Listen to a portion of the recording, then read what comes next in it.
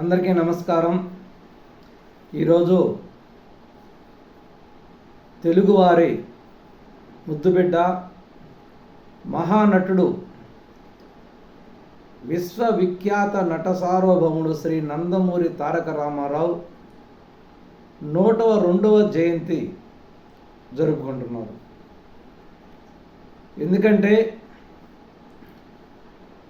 మనం ఈరోజు ఎన్టీ రామారావు 102వ జయంతిని ఎన్టీ రామారావు స్థాపించిన తెలుగుదేశం పార్టీ ఒక పండుగగా 3 రోజులు ఘనంగా జరుపుకుంటుంది. కాబట్టి ఈ సందర్భంలో రామారావు గురించి నాకు తెలిసినంతలో మీకు కొంత వివరించడం జరుగుతుంది.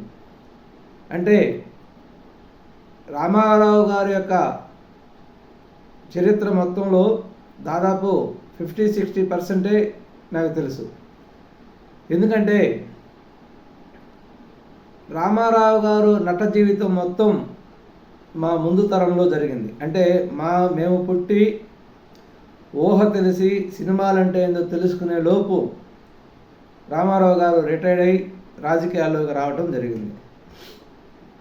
సరే, పెద్దవాళ్ళు చెబితే తెలుసుకొని రాజకీయ అవగాహన వచ్చిన తర్వాత రామారావు గురించి తెలుసుకున్నది నాకు తెలిసింది మీకు కొంత విపులంగా చెప్పాలనుకుంటున్నాను. సబ్ రిజిస్ట్రార్ ఉద్యోగం చేస్తూ ఉన్నటువంటి రామారావు గారు సినిమా అవకాశాలు వచ్చిన తర్వాత మద్రాసుకి షిఫ్ట్ అయ్యి దాదాపు 35-40 సంవత్సరాల పాటు ఎదురులేని విధంగా సినీ ఫీల్డ్లో రాణించడం జరిగింది. సినీ పరిశ్రమలలో రామారావు గారు వేయని వేషం అంటూ లేదు. అంటే ఈరోజు తెలుగు ప్రజలందరూ కూడా రాముడు ఎలా ఉంటాడో తెలుసుకోవాలంటే రామారావు గారిని చూసే రాముడు అనుకునేవాళ్ళు. అంటే రాముడు కానీ, వెంకటేశ్వర స్వామి కానీ, శ్రీకృష్ణుడు కానీ అనేక రూపాలు కలిగిన దేవుళ్ళని రామారావు రూపంలోని ప్రజలు చూసుకునేవాళ్ళు. అంత దిగ్విజయముగా సినీ రంగంలో రాణించడం జరిగింది. సరే, సినీ రంగంలో రాణిస్తూ 1-2 రాజకీయ మీటింగుల నుంచి ప్రేరణ పొంది అక్కడ రాజకీయ నాయకులకు ఇచ్చేటటువంటి గౌరవాన్ని ఏంటో తెలుసుకొని అప్పుడు దిగ్విజయంగా కొనసాగుతున్నటువంటి కాంగ్రెస్ ప్రభుత్వంలోని ముఖ్యమంత్రుల్ని, ఢిల్లీలో ఉన్నటువంటి కాంగ్రెస్ పెద్దలు ఏ విధంగా అవమానిస్తారో అనేది కళ్ళారా చూసి మనం ఎందుకు రాజకీయ పార్టీ పెట్టకూడదు అనే నినాదంతో తెలుగువారి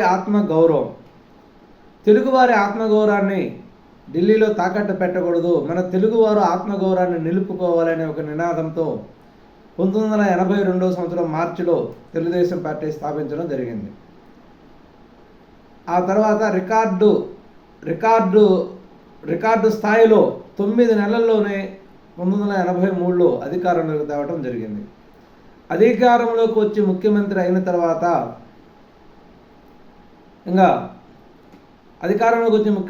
తర్వాత దాదాపు సంవత్సరానికే నాదెళ్ల భాస్కరరావు అనే వ్యక్తి ద్వారా వెన్నుపోటుకు గురై పదవీ విచ్యుత అయిన తర్వాత ప్రజల్లో వచ్చినటువంటి తిరుగుబాటు వలన, అంటే కాంగ్రెస్ చేసిన కుట్రలో పదవి విచ్యుత జరిగి, అంటే ఆపరేషన్కి అమెరికా వెళ్ళి అక్కడ దాదాపు 2-3 నెలలు వచ్చేలోపు నాదెళ్ల భాస్కరరావు, క్యాబినెట్లో ఉన్నటువంటి నాదెళ్ల భాస్కరరావు ఎమ్మెల్యేలందరినీ కూడగట్టి కాంగ్రెస్ సహకారంతో ముఖ్యమంత్రి కావడం జరిగింది. దీన్ని ప్రజలు తిప్పికొట్టారు. ప్రజలు కానీ, అప్పుడు ఉన్నటువంటి అనేక ప్రతిపక్ష నాయకులు కానీ, కాంగ్రెస్ వ్యతిరేకులు కానీ, కాంగ్రెస్లో మంత్రి పదవిలో ఉండి తర్వాత కాంగ్రెస్ పార్టీకి రాజీనామా చేసి తెలుగుదేశం పార్టీలో చేరినటువంటి ఇప్పటి ముఖ్యమంత్రి నారా చంద్రబాబు నాయుడు గారు ఎన్టీ రామారావుకు అల్లుడైన తర్వాత తెలుగుదేశం పార్టీలో పూర్తి పార్టీ వ్యవహారాలు చూడటం జరిగింది. వీరందరి సహకారంతో ప్రజా ఉద్యమాన్ని కొనసాగించి తిరిగి మరలా ముఖ్యమంత్రి కావడం జరిగింది. ముఖ్యమంత్రి అయిన తర్వాత ఎమ్మెల్యేల మీద ఉన్నటువంటి అపనమ్మకంతో ప్రభుత్వాన్ని రద్దు చేసి తిరిగి ఎన్నికలకు పోవడం జరిగింది. ఆ ఎన్నికలలో తిరుగులేని విజయాన్ని సాధించడం జరిగింది. ఇది సింపుల్గా రాజకీయ ప్రస్థానం. ఇక ముందు రాజకీయంలోకి వచ్చిన తర్వాత తెలుగు ప్రజలు, ఆంధ్రప్రదేశ్ ప్రజలు, తెలంగాణ ప్రజలు, తెలుగువారు ఎక్కడున్నా కూడా గుర్తుంచునే విధంగా, తెలుగువారి యొక్క భవిష్యత్తును మార్చే విధంగా రామారావు గారు కొన్ని నిర్ణయాలు తీసుకోవడం జరిగింది. ఈరోజు 2 తెలుగు రాష్ట్రాలలో రామారావు గారు తీసుకున్నటువంటి కొన్ని నిర్ణయాల వల్ల ప్రజలు ఇప్పటికి కూడా మర్చిపోలేరు.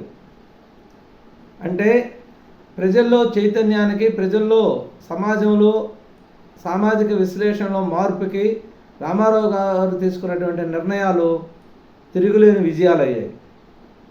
వాటికి కొన్ని ఉదాహరణలు ఏంటంటే, అప్పుడు ఆంధ్రప్రదేశ్లో తెలుగు రాష్ట్రంలో ఉన్నటువంటి పేద ప్రజలు వాళ్ళ జీవనానికి అవసరమయ్యే విధంగా వాళ్ళ ఇంట్లో ఆహారానికి ఇబ్బంది లేకుండా ఉండేటానికి పేదలకి 2 రూపాయలకి కిలో బియ్యం ఇవ్వటం జరిగింది.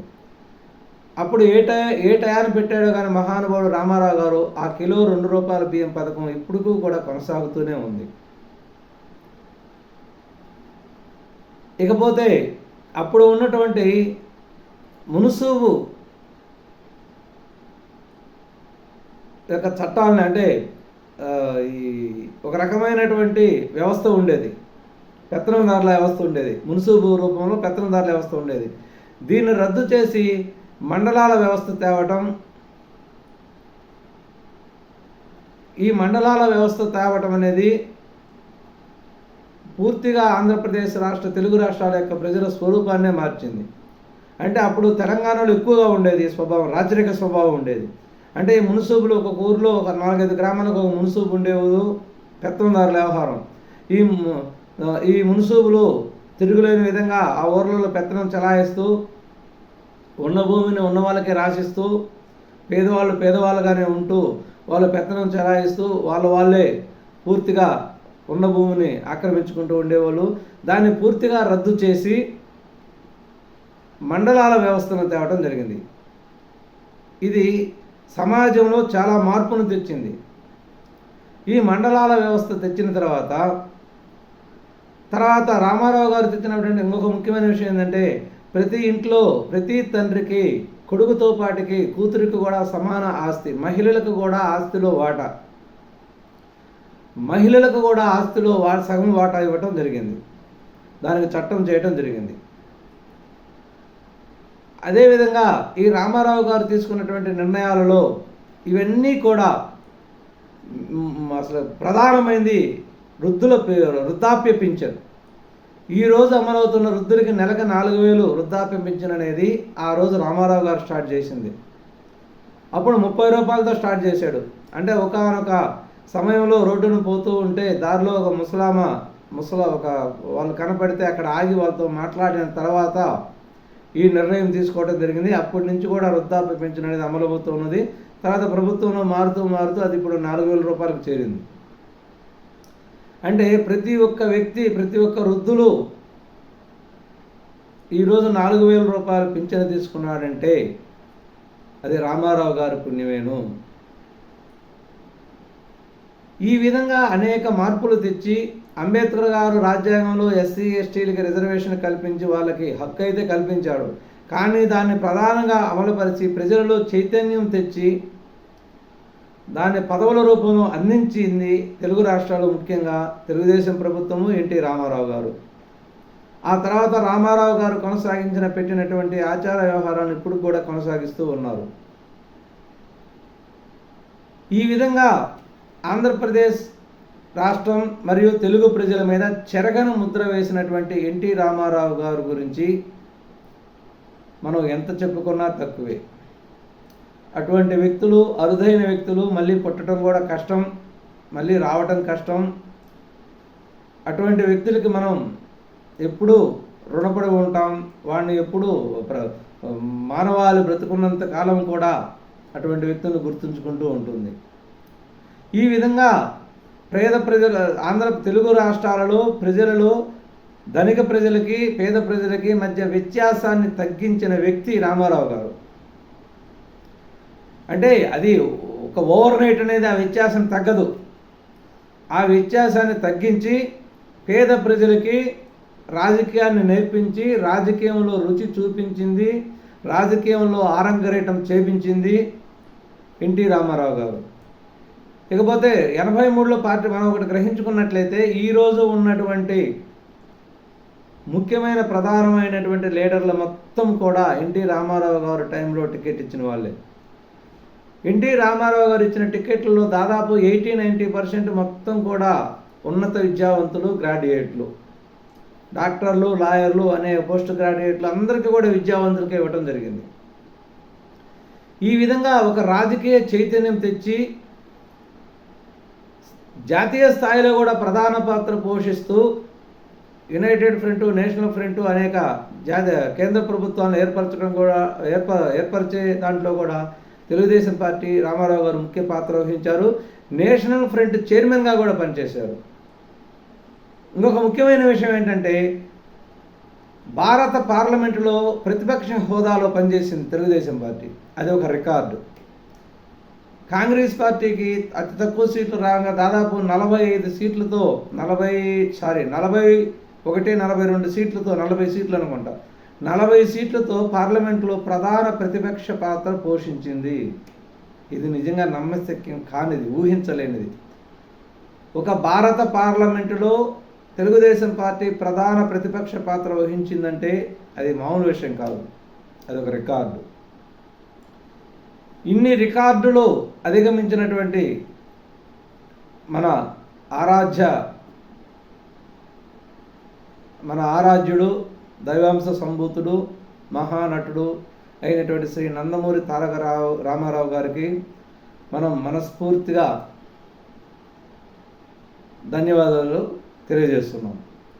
అదేవిధంగా ప్రతి సంవత్సరం కూడా ఇలాగే రామారావు గారి యొక్క జయంతిని అధికార పండుగగా జరపాలని ఈరోజు ఆంధ్రప్రదేశ్ ప్రభుత్వం నిర్ణయం తీసుకోవడం జరిగింది. దానికి తగినటువంటి జీవో కూడా జారీ చేయడం జరిగింది.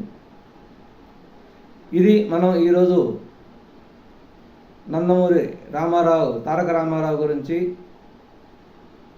మీకు నేను చెప్తున్నటువంటి, నాకు తెలిసిన నా పరిజ్ఞానంలో మీకు చెప్పినటువంటి ముఖ్యమైన ఎపిసోడ్. నమస్కారం, ధన్యవాదాలు.